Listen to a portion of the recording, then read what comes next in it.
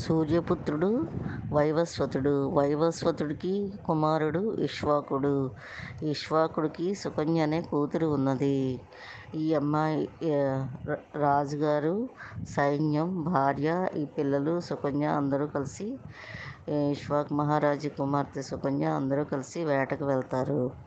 వేటకు వెళ్ళినప్పుడు అక్కడ తోటలు ఉంటాయి, ఉద్యానాలు. అక్కడ ఈ కూతురు వాళ్ళు మేము ఇక్కడ ఆడుకుంటామని చెప్తారు. సరే అని వాళ్ళని అక్కడ వదిలిపెట్టి రాజుగారు, సైన్యము వేటకు వెళ్తారు. వచ్చేటప్పుడు అందరూ వేట ముగిశాక ఇక్ష్వాకు మహారాజు ఈ ఉద్యానంలో ఉన్న సుకన్య అందరూ కలిసి రాజ్యానికి వచ్చేస్తారు. రాజ్యానికి వచ్చాక అందరికీ మలమూత్రాలు బంధించబడతాయి. రాజుగారికి, సైన్యానికి, మంత్రులకి, భార్యకి అందరికీ మలమూత్రాలు బంధించబడతాయి. ఒక్క సుకన్యకు మాత్రం బంధించబడవు.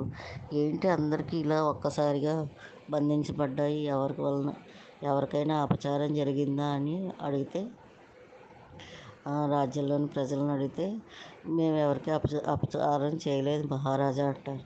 అలా అయితే సుకన్య వాళ్ళు తోటలోకి వెళ్ళి ఆడుకున్నారు. అక్కడ చవన మహర్షి తపస్సు చేస్తున్నాడు, ఆయనకి ఏమైనా అపచారం చేశారా అని వాళ్ళ అబ్బాయిని వాళ్ళని అడిగితే, అవును నాన్నగారు, అక్కడ అయ్యో 2 మెరుస్తుంటే మట్టి దెబ్బ దగ్గర ఏంటా అని పుల్ల పెట్టి చిలికెత్తులు పుల్ల తీసుకొచ్చిస్తే నేను 2 చోట్ల మెరుస్తున్నాయని ఇలా పొడిస్తే 2 చోట్ల నుంచి రక్తం వచ్చింది.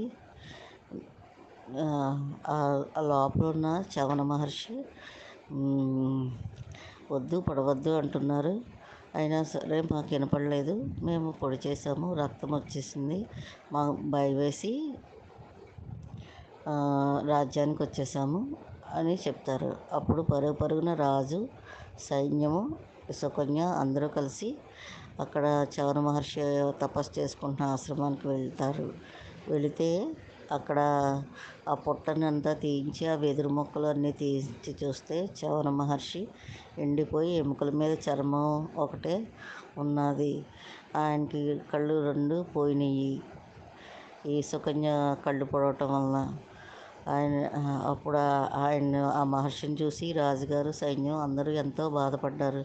అయ్యో మీకు ఇలా జరిగింది, మా సైన్యాన్ని మీకు సేవకే వినియోగిస్తామంటే చవన మహర్షి అంటారు, వద్దు వద్దు, నాకు సైన్యం వద్దు, నీ కూతుర్నే ఇచ్చి పెళ్లి చెయ్యి, ఆవిడే సేవ చేసుకుంటుంది అంటారు.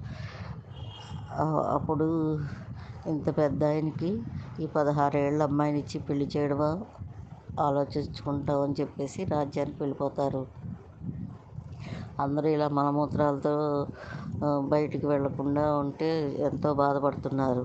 అప్పుడు ఈ సుకన్య, నేను మనస్ఫూర్తిగా ఆ చవన మహర్షి గారిని నేను పెళ్లి చేసుకుంటాను, నేను ఆయన్ని సేవిస్తాను అని అంటే, సరే అని చెప్పి రాజుగారు ఆ అమ్మాయిని ఇచ్చి చవన మహర్షికి ఇచ్చి పెళ్లి చేస్తారు.